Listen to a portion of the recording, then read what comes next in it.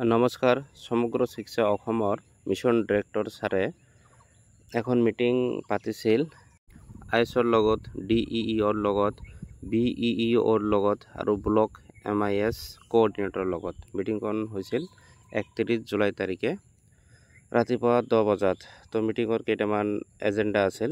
এজেণ্ডাবোৰ হ'ল মোটামুটি 6টা এজেণ্ডা আছিল। পিছত এই এজেণ্ডাবোৰ ডিছকাছ কৰা হ'ব। প্ৰথমত আছে recent changes in Shiksha Setu, expend DTS and judicious utilisation of school grant, use of smart classroom, tele classroom, Kaksha mission Gyan Khan Academy, use of science lab, gap in attendance between Shiksha Setu and PM Poshan.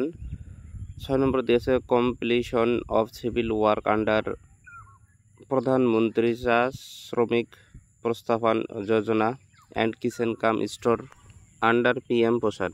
এতিয়া এই point কেইটাৰ বিষয়ে ডিটেইলছত কোৱা হ'ব।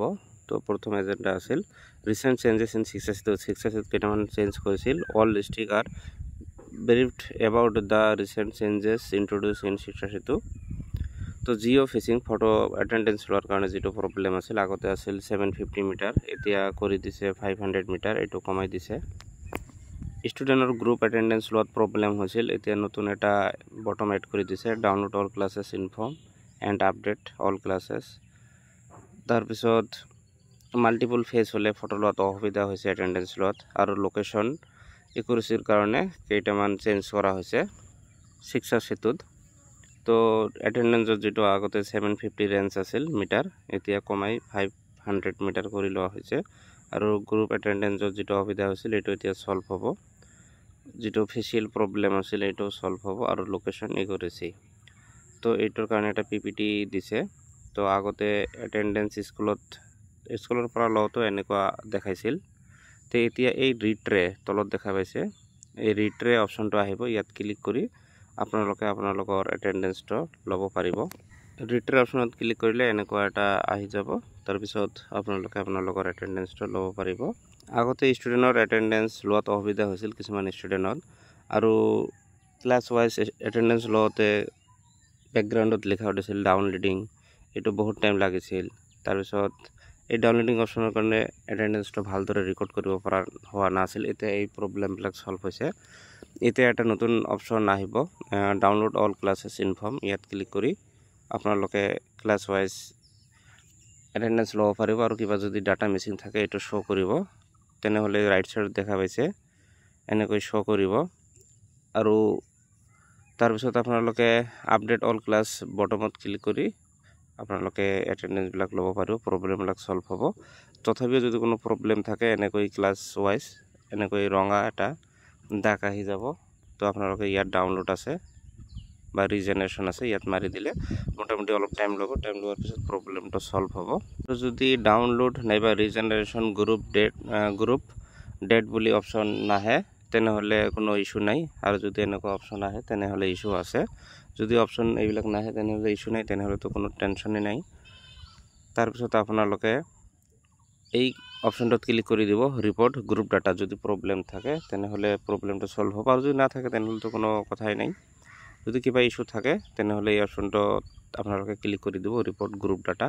তাৰপিছত 1 ঘণ্টামান time লাগিব, তাৰপিছত আকৌ ডাউনলোড আহিব, আহি হৈ যাব। আৰু যদি কিবা প্ৰব্লেম হয় যদি ষ্টুডেণ্টৰ এটেণ্ডেঞ্চ লওঁতে, তেনেহ'লে ইয়াত শ্ব' হ'ব যে ষ্টুডেণ্টৰ ফটোটো ভাল বেকগ্ৰাউণ্ডত আৰু লাইট থকা জেগাত ফটোটো ল'ব ক'ব। তাৰপিছত আপোনালোকে এটেণ্ডেঞ্চ লওঁতে ষ্টুডেণ্টৰ এনেকুৱা হৈছিল। তো এতিয়া এনেকুৱা হ'লে এপটোই শ্ব' কৰিব যে এনেকৈ ফটো ল'লে নহ'ব, তেনেহ'লে আপোনালোকে প্ৰাইমাৰী ফেচটো ল'ব, এনেকৈ ল'ব অনলি, যাতে বেকগ্ৰাউণ্ড কোনো বেলেগ ষ্টুডেণ্ট নাথাকে। তথাপি যদি কোনো প্ৰব্লেম হয় তেনেহ'লে আপোনালোকে যুগ ধৰি যিটো কৰি আছে এই ষ্টেপটো কৰি দিব। আপোনালোকে লগ আউট কৰি লগ ইন কৰি ল'ব, তেনেহ'লে প্ৰব্লেমটো সলভ হ'ব। তো লগ আউট আৰু লগ ইন কেনেকৈ কৰে এইটোতো জানেই। তাৰপিছত এজেণ্ডাবোৰ হ'ল 2 নম্বৰ দিয়া আছিল use of smart classroom, tele classroom, Kaksha mission Gyan Khan academy, এইবিলাক কৰিব। আৰু ADC ছাৰে, তাৰপিছত DMCৰ ফালৰ পৰা, তাৰপিছত IS নাইবা BO ছাৰৰ ফালৰ পৰা, নহ'লে DO ছাৰৰ ফালৰ পৰা স্কুল ভিজিট কৰিবলৈ দিয়া হৈছে।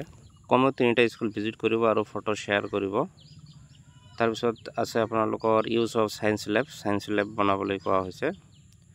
তাৰপিছত 4 নম্বৰত আছে এক্সপেণ্ডিটিয়াছ and judicious utilisation of school গ্ৰাণ্টবিলাক ভালদৰে ব্যৱহাৰ কৰিবলৈ কোৱা হৈছে। তাৰপিছত দিয়া আছে ষ্টুডেণ্টৰ গেপ থাকে PM পোৰ্চনত আৰু স্কুলত, এইটো মেইনটেইন কৰিবলৈ কোৱা হৈছে। আৰু কিচেন কাম ষ্ট'ৰ ৰুম বনাবলৈ কাৰণে ফাণ্ড অলৰেডি ৰিলিজ কৰিছে। 2025 চনৰ মাৰ্চ আৰু মে' মাহতেই ফাণ্ডবিলাক ৰেইজ কৰি দিছে। টোটাল 33খন ডিষ্ট্ৰিক্টত চেণ্ড কৰিছে ফাণ্ডবিলাক, আৰু 5398খন স্কুলত কিচেন কাম ষ্ট'ৰ ৰুম বনোৱা হ'ব। তো এই বিষয়ে আলোচনা কৰা হৈছে। এই মিটিঙৰ চেয়াৰপাৰ্চন আছিল আমাৰ মিছন ডিৰেক্টৰ ছাৰে। তো আপোনালোকে চেনেলটো নতুন হ'লে চেনেলটো ছাবস্ক্ৰাইব কৰি ল'ব। ধন্যবাদ।